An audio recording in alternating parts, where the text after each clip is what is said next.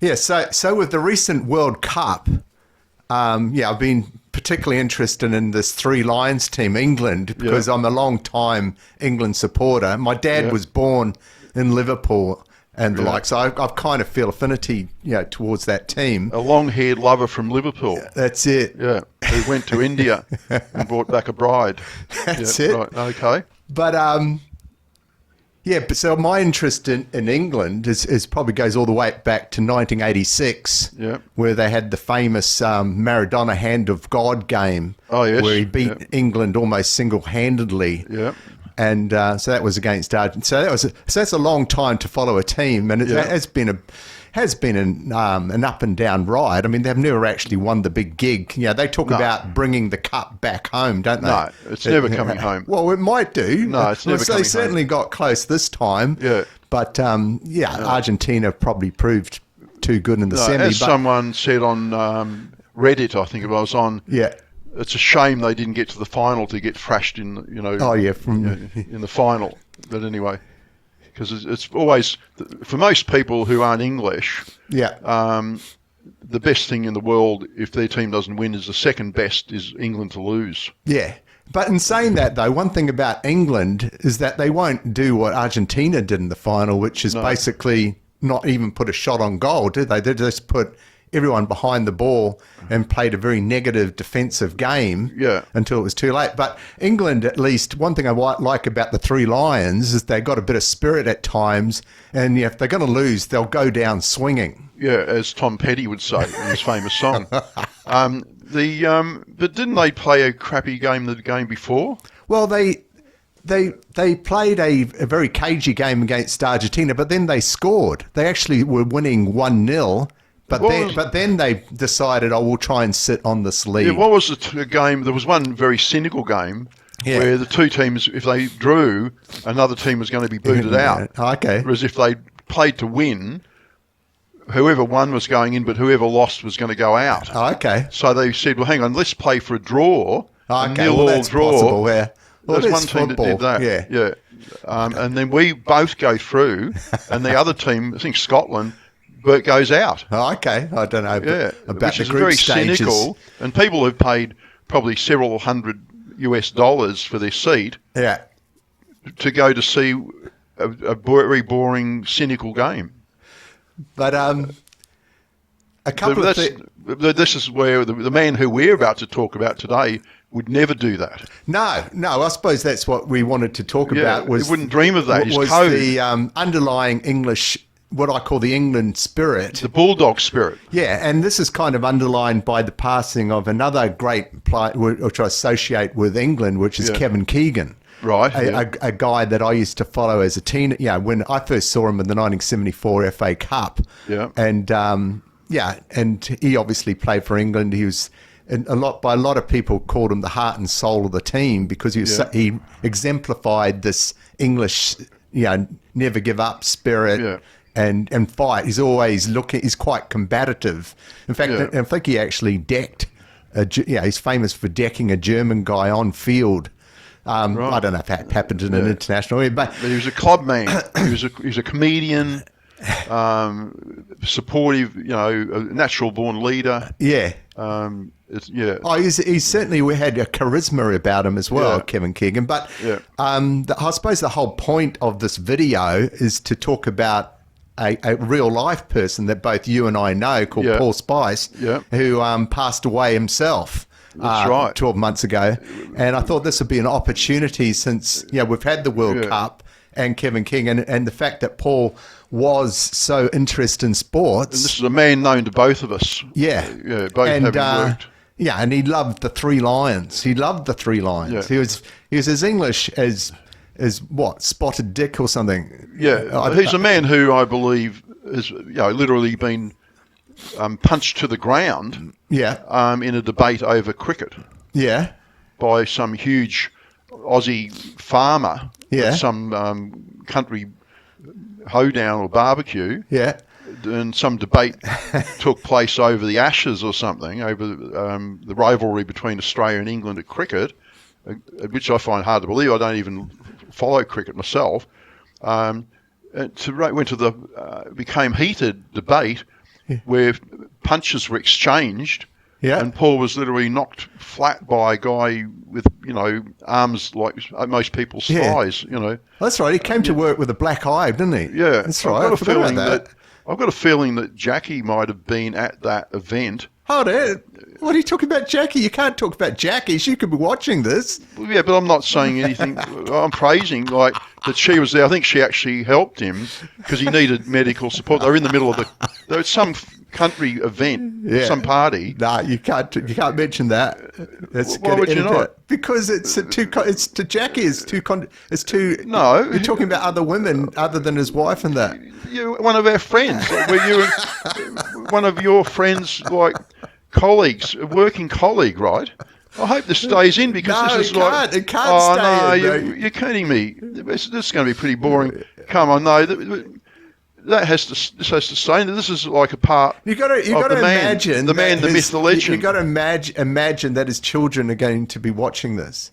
So so we're saying that he was like a monk. We just worked with men. We're just talking about the spirit and the combative nature of him. So we're saying that we're not saying we're saying that the working environment that you, me, and Paul and a friend, another guy called Storm and Norman.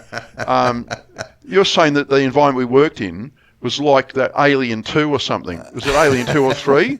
You know the one I'm talking about? Well, there was a very bad alien film called Alien 3. There was one where there was just all monks on some planet. Yeah, that's Alien 3, Yeah, well, you're trying to make out that Suncorp was like that, just with a whole lot of men, a whole lot of celibate, shaven-headed men.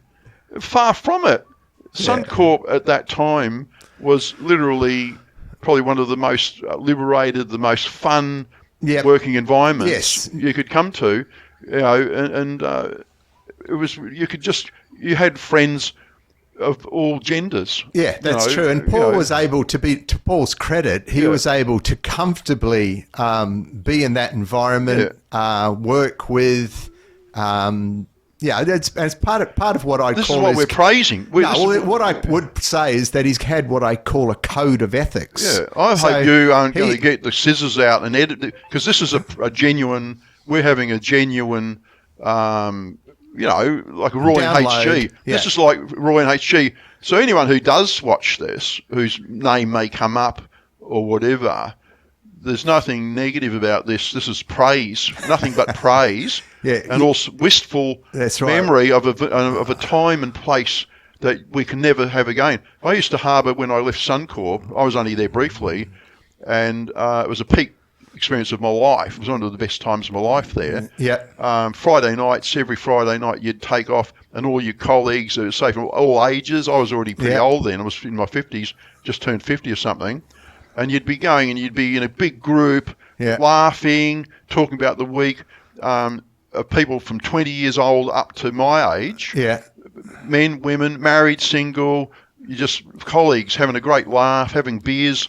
There'd be be at a sports pub. There'd be on the thing. There'd be probably some game. Yeah. One of the New Zealand teams playing an Aussie team, and there'd be a bit of needle. Because there'd be English people. Again, we're in that group with people from different countries. Yes. We had people from England, Scotland, New Zealand, Australia, different states of Australia. Yep. Probably the most foreign people there would be the people from Brisbane, because they're a unique breed. Yeah. I'm not sure they're part of the human race, but they certainly. But you had all people like me from Victoria. All these range of people, diverse. Talk about diverse. We talk about these days. Albanese says he wants diversity. Yeah. We had diversity coming out every end in that environment. We did. Yeah. And Paul, I suppose, to my point, it was at the center of it. He seemed to have this charisma where he used to draw people in. Yeah. One thing about Paul, and I want to relate this to Kevin Keegan, is that if he saw something he didn't like, what I liked about him is that he would soon let you know about it. There was no holding back. There was no pretense. He says, I'm going to hold my cards close to my chest because I can't allow myself to get emotional. Paul actually fearlessly would charge into a debate or a discussion, and if he heard something he didn't like, it would be almost like permission for game on. I would suggest. The thing is that he had a very strict code of behaviour, unwavering. Yes, that's right. And it was all, I suppose you could call it a black and white almost. Yeah. You had these principles which he certainly would let you know all about. Yeah, but I think that his code would not let him break that code. He actually lived to a code where he had to behave in a certain way to have his principles, his core principles, unlike, I would say, I'd certainly admit me, and I don't want to put you in the frame, but I think you'd be similar in that I know that I can be very pragmatic. Yeah. And sometimes I might be in an environment and hear things being said. I might hear someone saying something quite insulting about Melbourne, my hometown. Yeah. I might let that go through to the keeper. Okay. Yeah, that's but right. Paul, I don't think Paul would be letting something go through. No, that's right. There'd be certain things, especially when it comes to English culture, especially when it had something to do with the Queen, for example, Queen Elizabeth. If there was any slight against her, he would arc up. Yes, but you and I were both lucky enough to live in England. Yeah. And we experienced some of the English culture, I suppose, these English characters that we got to know. So Paul isn't probably anything that unusual in that respect. There's a load of people like that who live, that we experienced. Yeah, well, we've seen extreme, I've been on a train from London to Norwich with football supporters on it, English football supporters, and they smashed out every light on the train and intimidated the couple of bobbies that were on there to accompany the support. And they were saying, let's do the train. And they were streaming up and down, smashing stuff. Oh, yeah. I was on the train with my family who were terrified. Yeah. So I've seen the passion that English sports followers can have. Yeah. And Paul was not at that extreme end of that. No. But he was probably not far off. No, well, the thing about, as I experienced, I only went to one, I sort of fitted in. I soon realised as like a people person that a good way to get in with the locals is to support the local team. So we had this team called the Norwich City Canaries, and we went down to White Hart Lane, which is the home to Tottenham Hotspur. Oh, yeah. And I soon realised, well, this is not like a football game in Australia or New Zealand. There was dogs barking. Yeah. There was police horses kitted up with leather pads on their knees and that. Yeah. There was guys with batons. Yeah. And we, as the away supporters, were herded into this bin. And, it was quite intimidating. I'm glad I had the experience, but I'm not too sure I want to relive it. If you had gone after the game to a local pub for a drink to discuss post-mortem in your yellow kit and notice that everyone else in the pub had white tops on. The mighty Spurs. You would have probably potentially not be here to tell the tale. No, that's right. Again, in Australia and New Zealand, it's a different different rule book. But at that time in 1990, I think England was going through a phase where football hooliganism was actually a thing. In fact, in the summer of that year, there was a little thing called the 1990 World Cup in Italy. Yeah. And the English supporters famously were, in the group stage anyway, they were sent to an island called Sardinia, and they played all the games there with the Italian thinking was, well, if we can use a port, we can actually, a ferry, they've got to come in through this ferry. We'll stop the ferry and then just vet all these guys. I don't know what the technology was in 1990, but they probably had photographs maybe of troublemakers. They had known, They were trying to weed out. But also, the other thing is if you can make it on an island, maybe you're not going to get as much English. They're basically trying to manage or control this English hooliganism problem. But you need to, I think, because the problem is because I lived in Scotland as well. Yeah. And I followed a Scottish team through the whole season. Yeah. And I hadn't realised, coming from Australia, there's a concept known as the casuals. Yeah. So if you got this, everyone's heard of soccer hooligans. Yeah. But because they're not, these guys who call themselves hooligans, and they're in proper organised gangs, they're not dumb. A lot of them are some of them are stockbrokers and working in the city, highly paid guys.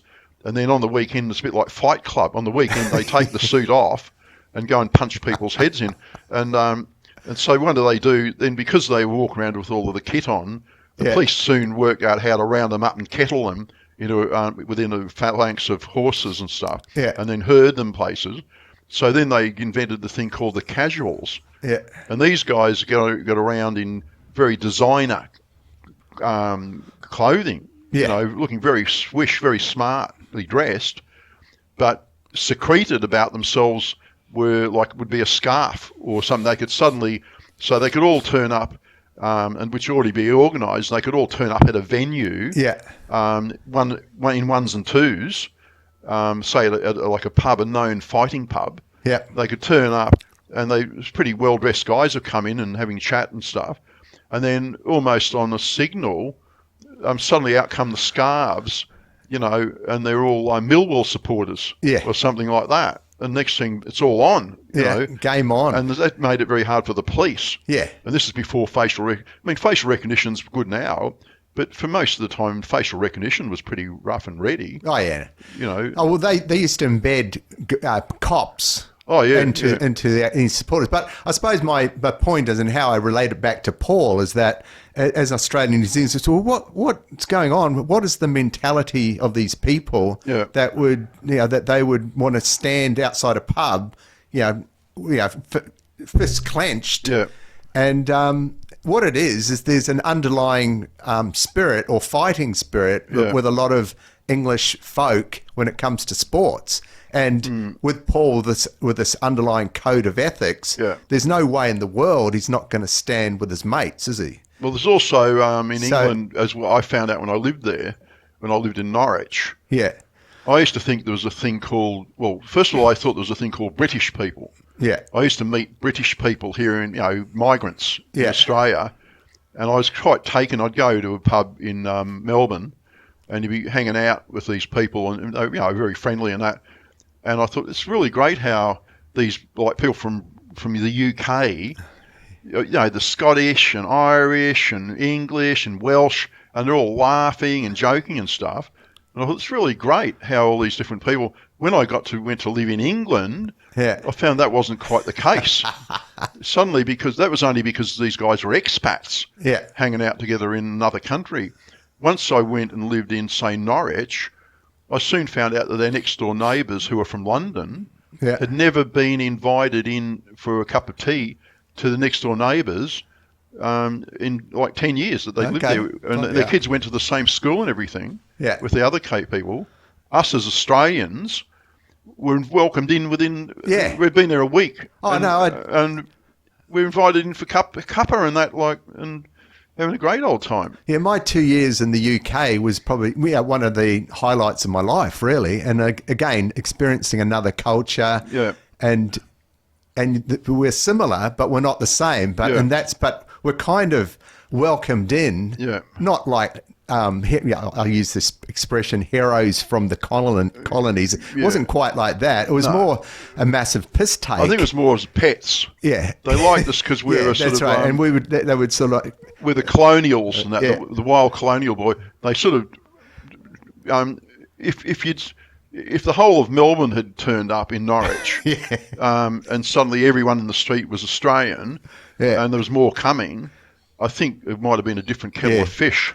I think they liked the fact that we were sort of spoke English, the same as them, not the same accent, that they'd seen Aussie. They all loved the show called Neighbours. Yeah.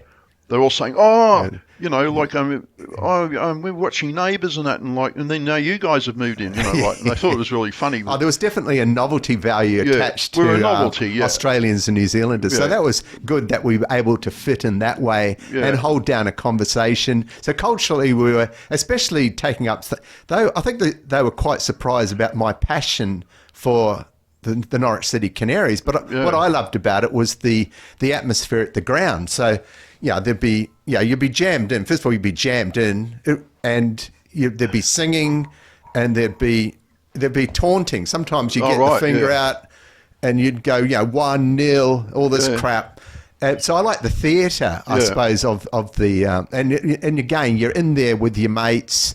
Yeah, you've all got a common purpose, and so I love part of that, and I loved meeting Paul after the event, after knowing that, what I knew about English people, and we were able to have robust because he was conversations about the England football team, the Three Lions. But he'd also talk about Pompey.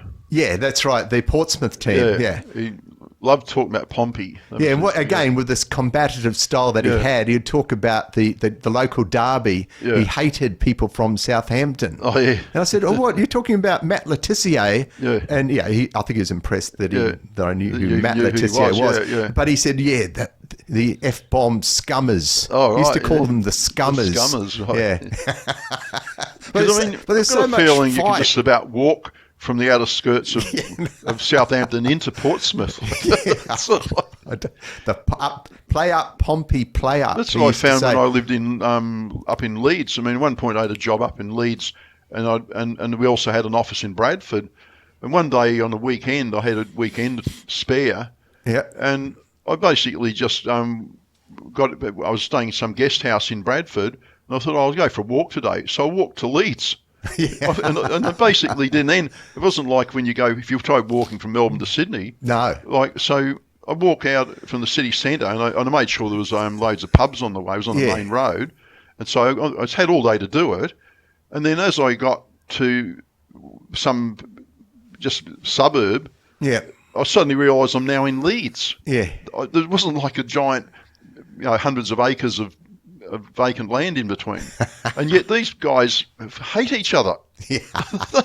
And that's the thing. So this is where I talk about the passion is tribal. Yeah. And I mean, even in Norwich, Norwich are very tribal. And in Norwich, they hate Ipswich. Yeah. And that feeling's returned. Yeah. In fact, the Ipswich people hate Norwich a lot more because that's the big brother. The tractor boys. Yeah. So although I think someone like you or me could go into the Rebel Sports or whatever they've got and come out with a Norwich top, you're never going to be fully accepted. No. As a you'll never be. I know. I think what they wanted was how much do you know about the game? Do you know the players? Do you know the personalities? Have you got an opinion of the way? So I was able to do all of that and fit in really well. So again. I probably had held some novelty value because it was so unusual for someone who wasn't from Norwich to, be passionate about the game. Because I know from personal, from a colleague of mine in the team, I worked in a different team than you did. Yeah. And I had a guy, an Aussie guy in my team called Harry Patakis, an Aussie of Greek extraction. And him and his wife, who was, I think, of Serbian extraction. Yep.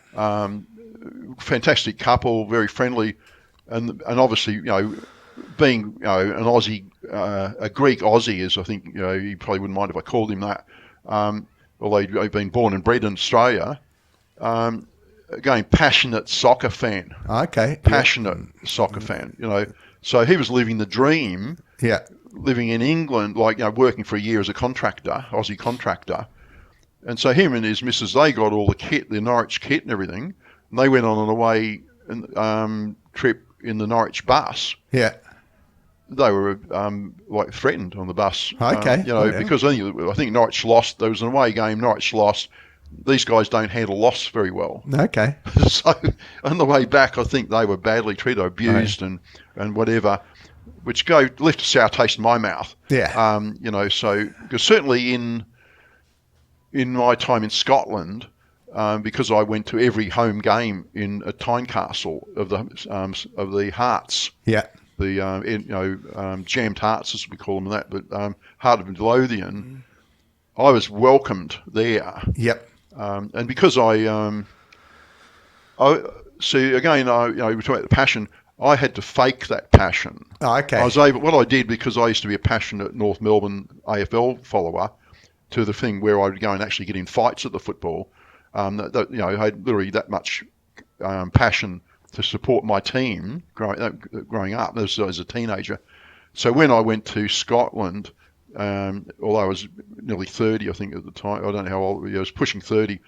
So I was interested. I knew a lot of people through my mother, so I actually already had an in into soccer fans.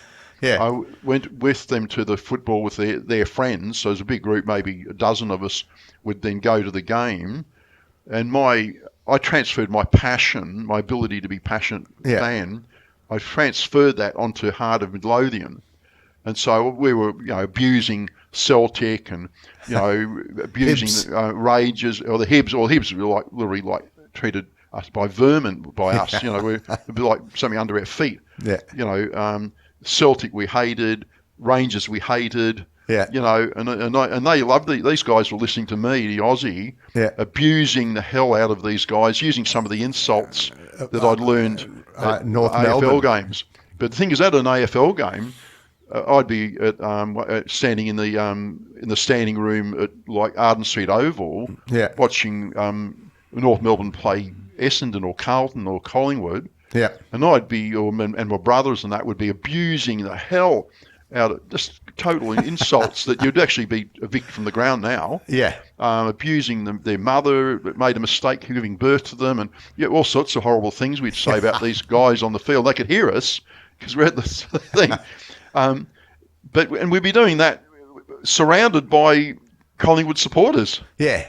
Intermingled. Well, that's the other thing that you noticed when you go to Europe is that of this crowd segregation. That's a horrible thing. Yeah, that's right. In Australia and we saw this in the World Cup in the US. They just mingled Argentinian supporters in with English supporters. Right. Which I'm surprised. How did they get away with that? I'm not too sure. Yeah. I mean, there's a few things that popped up on the old YouTube feed, but I suppose generally speaking, it was anyway. But so all this World Cup action, Kevin Keegan has been making me think about the Delhi Departed, which is this guy Paul Spice. Yeah. You actually work with him. I actually got to know him through a trivia team. Yeah. So him and I, particularly with sports or anything to do with popular culture, he seemed to have a lot of knowledge about those sorts of things. And I was able to so we used to complement each other, I suppose. So we certainly created a bond between and in that sense. So when I went to his funeral, it was quite a it was an emotional time. It was I was. Well, it's a shock. It was a shock, to me. When I heard a person in his 50s, he's not yet 60, and he's But it wasn't just that he was a person in his 50s. It was that. I hadn't seen him for 20 years, and that, but I'd worked with him, and he was a man of high energy and high intensity. Yeah, and so he'd be the last person. Zest for life. Yeah, that's it. Like he wasn't like some low energy guy that might just wither away. No. Super positive. Because I think the thing, because I think we were talking about Kevin Keegan, but there's also a guy called Stuart Pearce, isn't who's much more. I don't think. See, Kevin Keegan. If I think of Kevin Keegan, I just think of this guy telling a comedian, taking the piss out of himself. Which he could because he was so good. That you get that good that you can act like a clown. But whereas Pearcey, I think, is more intense. If I've seen pictures of Pearce where he's literally got rage. Yeah, he's like he wants to go take on the whole of the team. No, well, the nickname for Stuart Pearce was Psycho. Oh, was it? Right. Yeah, he's just got an intensity. Well, the other thing about Stuart Pearce is he kind of looked like Paul Spice as well. Well, that was the thing. Yeah, that was the thing, and also because when I think of Paul, I think of him in the Three Lions top. Yeah, not that I've ever seen him in one. Yeah, but I just think I feel like that he had that tattooed on him underneath his ordinary suit, and that like I feel that if you're like a black pearl rock, that the colour goes right through to the core. Yeah. That you certainly, he's the sort of guy that let's say that and I bumped into Paul one time at Heathrow Airport in the bar. Okay. In fact, some guy come and knocked me because in the bars in England, it's sometimes to get served. There can be 3 deep at the bar. Yeah. And then you got to use sharp elbow. To get served, you could actually not get a drink. Yeah. And you're waiting for planes. So I went to get a pint. My missus I think my missus. No, I think it was on my own. It was on my own. I'd gone there for a contract. So I'm flying out, and I'm in Heathrow, and I've gone to the sort of fake English pub they've got in Heathrow type thing.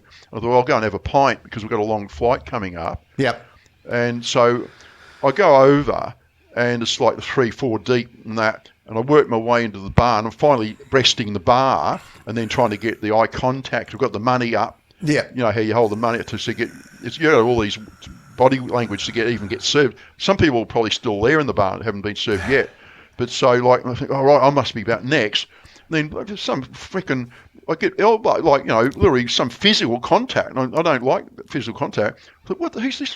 What's going on here? Like, and I thought it could be on. I thought, I'm not going to bloody stand for this. And I looked to me.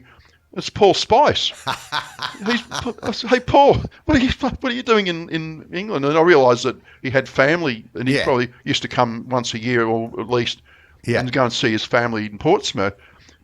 Bloody hell, you know, like we had a bit of a chat and that, you know. I wasn't expecting to see him. This is after I'd left Suncorp. Yeah. Well, you know, there's Paul.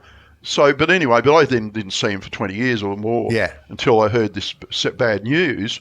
Yeah, it came as a shock. Shock, you know? Yes. Yeah, but certainly, in my memory of him, you automatically think of him as English. Yeah, he could have been in Australia for 100 years. He would never be one of these guys that suddenly put on an Aussie accent and start like, you know, I know a guy that lives in a different state. He's an English migrant. Yeah, and he goes and tells everyone that he's an Aussie. Yeah. He says, oh, yeah. Well, I'm a little bit like that. A lot of people, I've managed to adopt, I don't know how I did it, but I've now got an Australian accent. So when I go back to New Zealand, it's like, what am I hearing here? Do they ever go at you? They... Anyway, but this guy that I'm talking about... Yeah, but Paul Spice, he managed to retain everything, including his accent. That's the thing that this guy that I'm talking about has also retained his accent. Okay. Yeah. So this guy with the most English accent, and it's not even a good accent. I mean, you know, some accents are good, right? Yeah. You know, so some accents I wouldn't mind adopting, you know. Yeah. But this guy's got a basically what they call an estuary accent, London estuary accent, and that. And it's so you could cut a knife with it.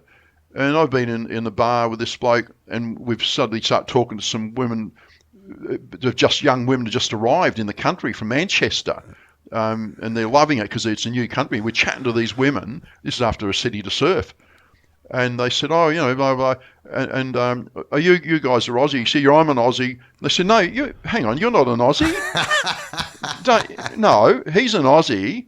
What are you? He says, no, I'm an Australian. I've got an Australian passport. I said, yeah, but you're not an Australian. You're from London or somewhere. Like, oh, no, I'm an Australian. No, you've got an Australian passport. But this is the thing, something that Paul would never be accused of. Nah. Paul was English to the core. Yeah.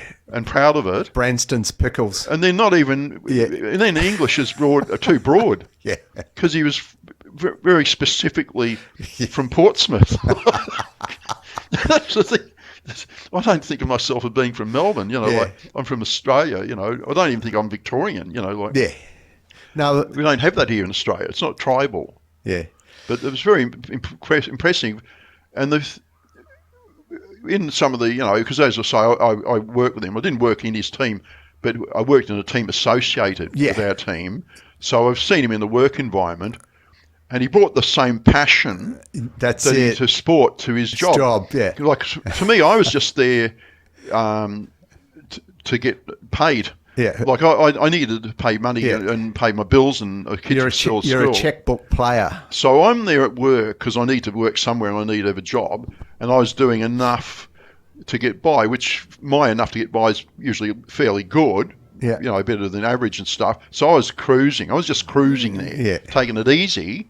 But Paul, I think where we interfaced with him or something at times, and like my boss, an ex-rugby player, quite a guy, pretty formidable guy with a bull neck and that. Sometimes he would be very pedantic about things, about what our team is going to do for this other team, and Paul you'd get a furrowed brow. That's not going to happen. You know, like be sort of like he'd bring the intensity to bring the heat. I think at one point, I'll qualify this. I can't swear. I've got a feeling that at one point he was particularly almost on the verge of going to smack this guy in the mouth over some dispute over how you do a test plan. Come on, guys, it's just a job. Yeah, it's just a job. No, I will not accept that. That's not how and this is the thing that impressed me. This passion, I could never get that. No. And you can't. You've either got it or you don't have it. Yeah. You can't just pretend to have it. And if you're going to fight, whether it's cricket, whether it's your job. I suppose the point of this video is that I certainly appreciate people like Paul, and I like talking to him, and I liked, as I say, I liked the passion, I liked the intensity, and his just general knowledge about a wide range of subjects, not only sports and popular culture, general knowledge. And I like the fact that he had opinions on stuff, and he was almost fearless and being able to express what those opinions were. There's no mirroring. There was no like trying to read apology. your mind. There's no apologies for being what he was. He's not trying to read your mind and think, what should I say just as what he. Yeah, that's it. Yeah. So I like that about him. But I suppose the second part of this video, which I wanted to talk about, was at some stage. I don't know if it was sitting there in the church, looking at his bloody closed casket and that. Yeah. You sort of examine, well, what is the point of, his life? Yeah. And I suppose that's what the second part I want to talk about was, we've both got an interest in existential and philosophy. Or George Harrison sang this, didn't he? Yeah. What is life? Yeah, that's true. Yeah. But I wanted to point to 20th century French philosopher and writer Albert Camus.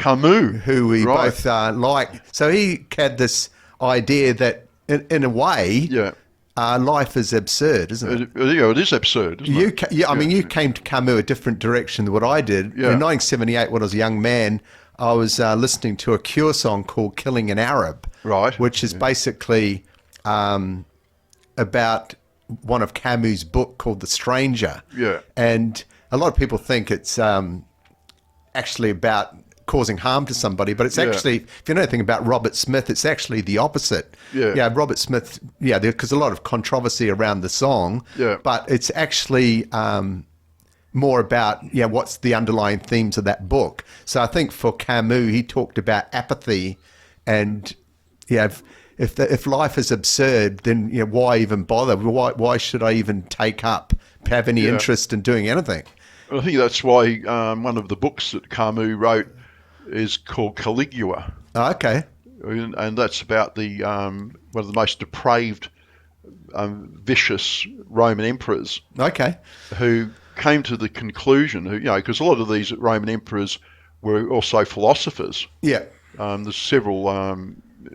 There's one of them. I can't think of his name. There's one of the guys who literally there's a whole book of philosophical quotes by one of these guys. But so this Caligula guy, he realised in his philosophical learnings that life is absurd. Yep. No one cares.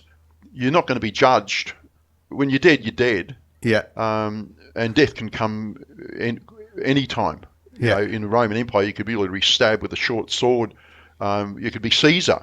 Even if you're Caesar, your friends could suddenly all stab you in the back. Yeah. Even your best friend Brutus would be part of it. Yeah. So you knew that you only were living for the day or the moment. Yep. And so Caligula then thought, well, hang on, that means I can do whatever I like. Yeah. And he did. Yeah. And so Camus wrote that play to expose that. Yeah. But yeah, so ironically though, Camus didn't talk about.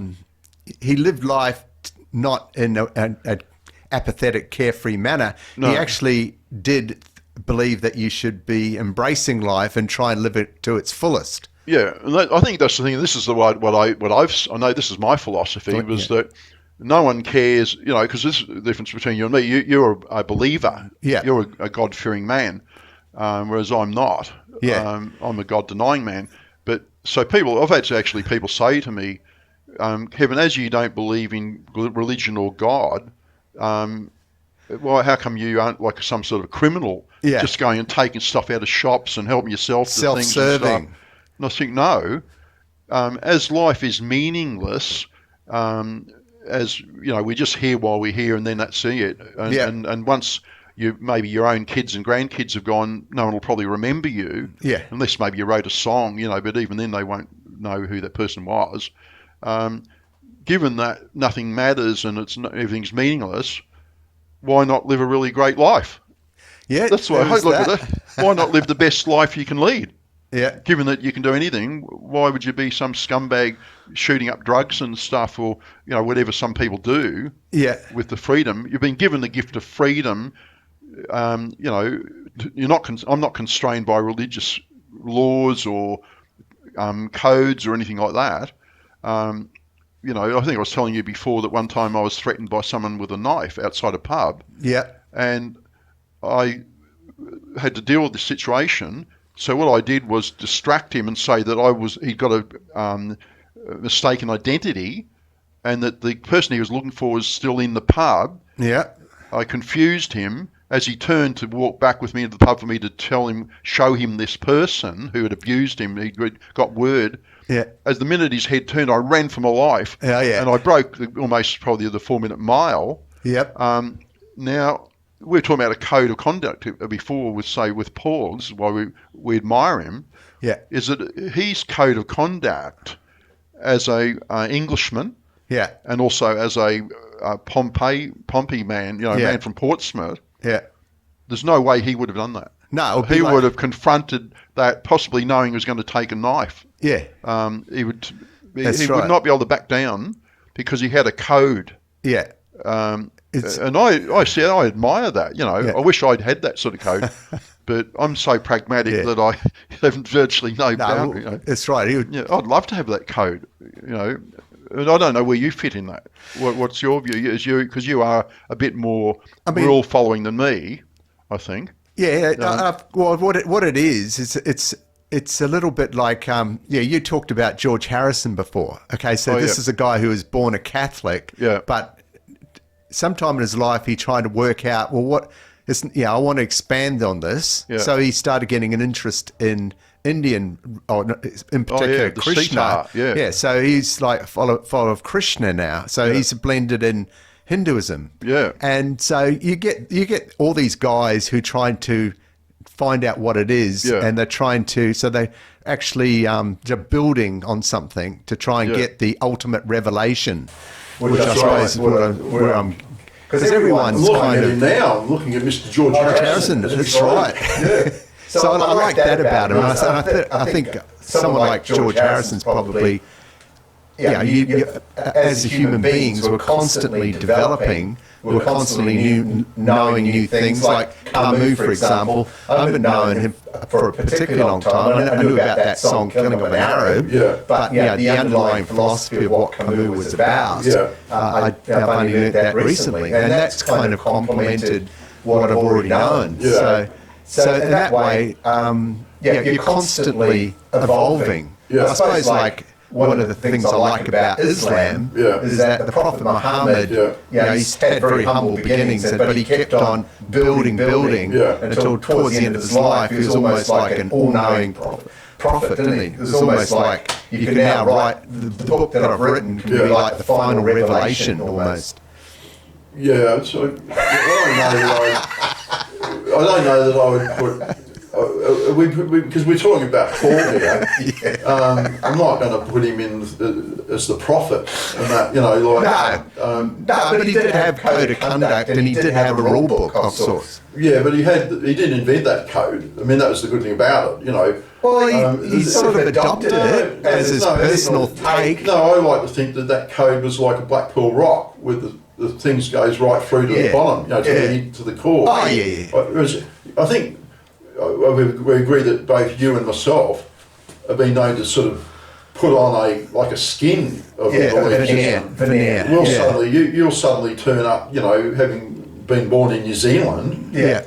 next thing you've turned up at Carrow Road with the Canaries top on. Yes. Well, I don't think Paul would do that. Is Paul going to turn up and suddenly pretended he's an Australian soccer fan? No, I don't think he would do that. That's the thing. He's true. It's like a North Star. Yeah. You know, that's not going to deviate in that, you know. Yeah. No, not going to sell out. Yeah. You know, so I think that's the thing where you need that. You've got to have people who are literally like a bedrock, you know, that you know exactly where they stand, and you're not going to go in to meet them at the Pig and Whistle and he turns up in a Scottish jersey. Yeah. You know, what the hell? He's wearing the Scottish strip, you know, he's supporting Scotland. But there's something gone wrong in the world, you know. Yeah. Whereas if I turned up and saw you wearing a Scottish thing, I wouldn't be surprised. Let me clarify my interest in the England soccer team and the Three Lions. Yeah, it's not like Paul. I mean, I've got an interest in. I know the history of the team. I know about 1966. I can talk to Paul about Nobby Stiles and all these guys, Jackie Charlton and all these blokes, and we can have a fun conversation about that. But it's not like the same level as what Paul was in regards to the actual bleeding.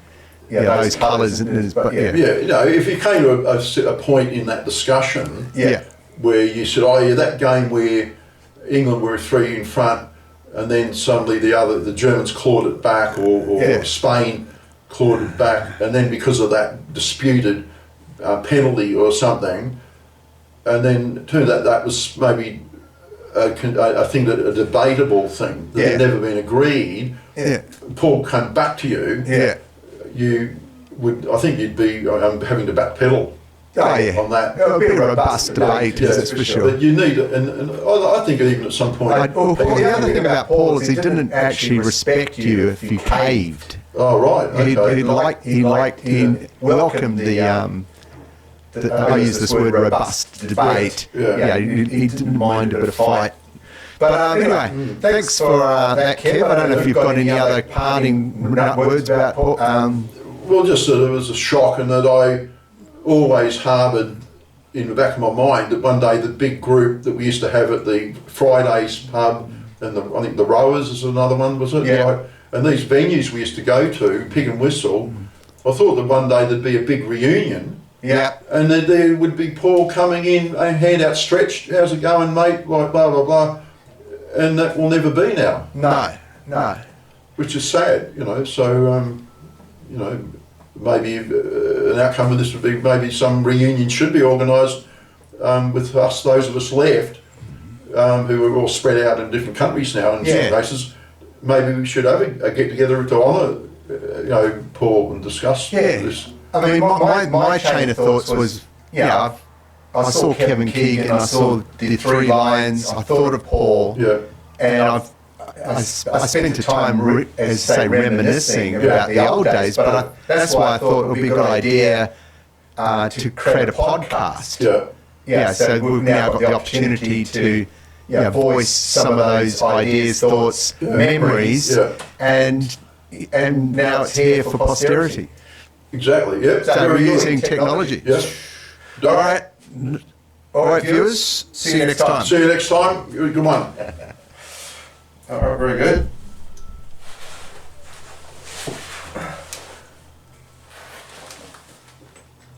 I'll let you shut down everything. Shutdown's important. Shut down, turn around.